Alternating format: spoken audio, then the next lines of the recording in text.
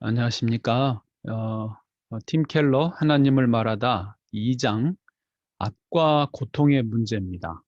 하나님이 선하다면 왜 세상에 고통을 허락하시는가? 이 문제인데요. 2004년도 12월에 인도양 연안에 쓰나미가 몰려왔죠. 그래서 약 25만 명 정도의 목숨을 앗아갔습니다.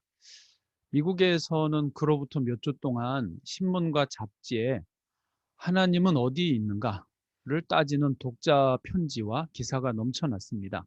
이렇게 세상에서 발생하는 악과 고통의 문제 때문에 사람들은 쉽게 하나님은 없다고 생각하거나 혹은 있어도 선하지 않거나 능력이 없는 하나님일 것이라고 생각하는 것입니다. 자, 이 문제에 대해서 팀 켈러 목사님은 다음과 같이 반론을 펼쳐 줍니다. 첫 번째, 악과 고통은 하나님께 맞서는 증거가 될 수 없다는 것이죠. 철학자 맥키는 하나님에 대해 이렇게 말합니다.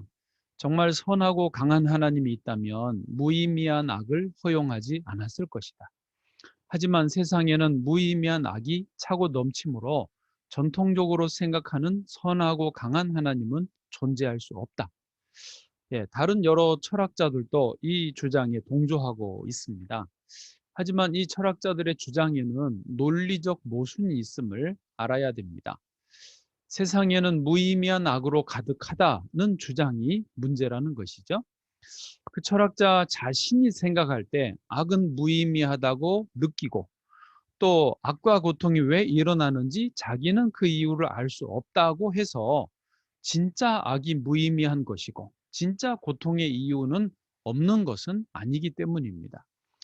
엘빈 플란팅카의 예화가 이런 모순을 잘 설명해 줍니다. 야외에 2인용 텐트가 세워져 있습니다. 우리가 그 안을 들여다보면서 거기에 애완견 개가 한 마리 있는지 확인하는 것은 어렵지 않습니다. 개가 눈에 띄지 않으면 그 텐트 안에는 개가 없다라고 보는 것이 타당하겠죠. 그러나 그 텐트 안에서 아주 작은 모기가 있는지를 찾는다면 얘기는 달라집니다. 작은 모기가 자기 눈에 보이지 않는다고 해서 그 텐트 안에는 모기가 없다고 단정 짓는 건 사리에 맞지 않는 것이죠.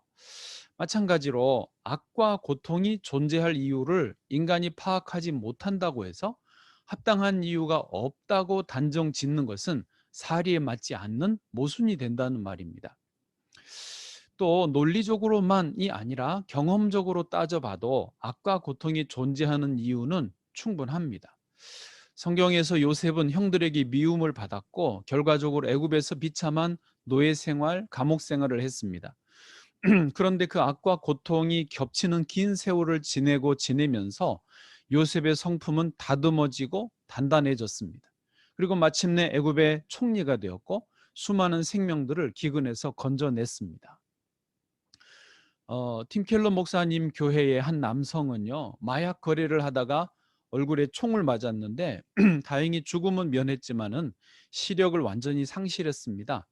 그는 평생 이기적이고 잔인한 인간으로 살았고 모든 문제들을 항상 남 탓으로 떠넘기던 사람이었습니다. 그런데 그에게 이 시력 상실은 엄청난 충격이었지만 한편으로는 그를 한없이 겸손하게 만들어 주었습니다. 그가 이렇게 말합니다. 말하자면 몸의 눈이 닫히면서 영의 눈이 열렸다고나 할까요? 그제야 남들을 어떻게 대하며 살아왔는지 돌아보게 되더군요. 이젠 달라졌어요. 난생 처음 친구들이 생겼어요. 진짜 친구들 말이에요. 물론 이루 말할 수 없는 참담한 대가를 치렀지요. 하지만 분명히 말하지만 그만한 이유가 있었어요. 이젠 무엇이 삶을 가치 있게 하는지 알았으니까요. 물론 비극적인 일을 좋아하는 사람은 아무도 없습니다. 그러나 거기서 얻은 통찰과 성품, 용기는 그 무엇과도 바꿀 수 없는 것이죠. 시간이 흐르고 눈이 뜨이면 자기에게 일어난 비극적인 사건의 이면에 깔린 합당한 이유를 일부나마 알 수 있는 법입니다. 그리고 하나님의 시각으로 보자면 온갖 고통과 고난에는 그만한 이유가 있으리라는 가정도 얼마든지 가능한 것입니다. 그렇습니다. 고통에도 뜻이 있습니다. 자, 두 번째는요, 악과 고통은 오히려 하나님의 존재를 드러내는 증거가 될 수 있다는 것이죠. 사실 악과 고통은 무신론자들에게 더 큰 문제입니다. 더 큰 걸림돌이 돼요. 기독교 작가 C.S. 루이스는 이렇게 말했습니다. 우주가 너무 잔인하고 부당해 보인다는 게 하나님께 맞서는 쪽의 논리였습니다. 하지만 그 정당과 부당의 개념은 어떻게 갖게 된 것일까요? 우주를 무엇과 비교해서 부당하다고 하는 거죠? 무신론자들도 세상이 부당하고 불공정하다고 화낼 만한 합리적 근거가 있어야 되겠죠. 그런데 무신론자들도 세상의 자연계에서는 그 근거를 찾을 수가 없습니다. 왜냐하면 무신론자들이 좋아하는 진화론에서는 자연 세계가 약육강식, 정글의 법칙으로 작동하기 때문입니다. 자연 세계는 따지고 보면 정말 잔인합니다. 부당한 세계입니다. 강한 것이 약한 것을 잡아먹고 고통을 주고 있기 때문입니다. 이해되시죠? 그러므로 무신론자들이 세상에 악과 고통이 존재하는 것이 부당하다고 주장할 만한 판단의 근거는 자연계를 넘어서는 무엇이어야 합니다. 즉 초자연적인, 초월적인 표준의 존재를 무신론자들도 속으로는 염두에 두고 있다는 뜻이 됩니다. 즉 무신론자들은 겉으로는 하나님의 존재를 부정하지요. 그러나 무의식 중에 자기들도 절대자, 신을 생각하고 있다는 말이 되는 것입니다. 자, 그런데 악과 고통의 문제를 이렇게 논리적으로 설명은 할 수 있겠지만 현실적으로 경험적으로 악과 고통을 겪고 있는 사람들에게는 이런 논리적 설명이 귀에 들리지 않을 것입니다. 어떤 한 부인은요, 자기 집에 강도가 들어와서 남편을 잃었습니다. 아이들은 그 경험으로 심각한 트라우마에 시달리고 있습니다. 그 부인에게는 이런 논리적 말들이 전혀 위로가 되지 않습니다. 그 부인은 오히려 이렇게 말할 것입니다. 그렇다고 화가 풀리는 건 아니지. 따위 철학 타령들은 죄다 세상에 넘치는 악과 고통에 대한 하나님의 책임을 면해보자는 수작이잖아. 우리는 이런 처지에 있는 분들의 입장을 충분히 배려해야 할 필요가 있습니다. 그리고 너무 감사하게도 하나님이 일부러 인간의 고통을 담당하기 위해 이 세상에 오셨다는 사실입니다. 그래서 세 번째, 예수님의 고통입니다. 복음서에는 예수님이 십자가 죽음을 마주하실 때 몹시 고통스러우셨다고 기록하고 있습니다. 마가복음 14장 33, 34절 심히 놀라시며 슬퍼하사 말씀하시되 내 마음이 심히 고민하여 죽게 되었으니 너희는 여기 머물러 깨어 있으라 하시고, 또 예수님은 하늘 아버지께 혹시 다른 길이 없는지 물으셨어요. 누가복음 22장 42절 만일 아버지의 뜻이거든 이 잔을 내게서 옮기시옵소서.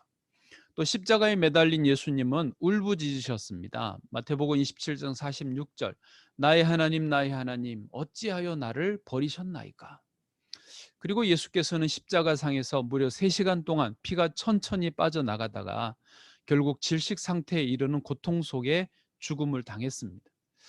예수님의 이 신체적인 고통과 죽음도 심각한 것이었지만은요, 우주적으로 버림받고 하나님 아버지와 분리되는 영적 고통은 더 심각한 것이었습니다. 그 죽음을 지켜보면서 하나님은 아들 예수님과 하나가 되어 함께 깊은 고통을 당하셨습니다. 세상의 많은 종교들 가운데 오직 기독교만 하나님이 완전하게 인간이 되셔서 인간의 절망과 거절과 외로움과 가난과 사랑하는 이를 잃어버리는 고통과 고문과 감금 따위를 함께 체험하셨습니다. 자, 다시 질문을 해봐요. 어째서 하나님은 악과 고통이 사라지지 않고 지속되도록 허용하셨는가?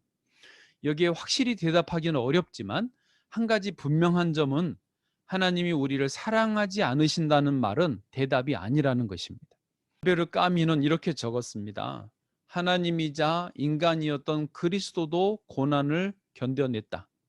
그분도 고통과 죽음을 당했기에 악과 죽음을 두고 전혀 그에게 책임을 물을 수 없게 되었다. 마지막 결론적으로 부활의 소망입니다. 사실 우리는 고통 속에 있으면서 이 고통이 헛되지 않으리라는 소망이 반드시 필요합니다. 예로 사고로 자녀를 잃은 부모들은 법령을 개정하고 자식을 죽음에 이르게 한 사회적인 문제와 조건들을 바꾸기 위해서 안간힘을 씁니다. 그들은 사랑하는 자식의 죽음이 헛되지 않고 다른 생명들을 살리는 정의로운 일에 보탬이 되기를 원하는 것입니다. 우리 기독교 신앙은 고통을 겪는 사람들에게 십자가의 가르침뿐만 아니라 부활의 소망도 제공합니다. 이것은 실체가 없는 막연한 낙원을 말하는 것이 아니라 분명한 새 하늘과 새 땅을 말하는 것입니다. 요한계시록 21장에 보면은요, 새 하늘과 새 땅의 하늘나라가 이 물질 세계로 내려와서 깨끗하고 새롭고 완전하게 만드는 것을 보여줍니다. 그래서 성경의 세계관은 부활을 단순한 위로, 막연한 소망이 아니라 늘 원하던 삶이 회복되는 것으로 가르칩니다. 끔찍하고 고통스러운 일들이 되돌려지고 정상으로 완전히 회복되는 것을 말합니다. 악과 고통을 물리치는 영원한 승리가 예수님의 십자가와 부활에 있습니다. 할렐루야.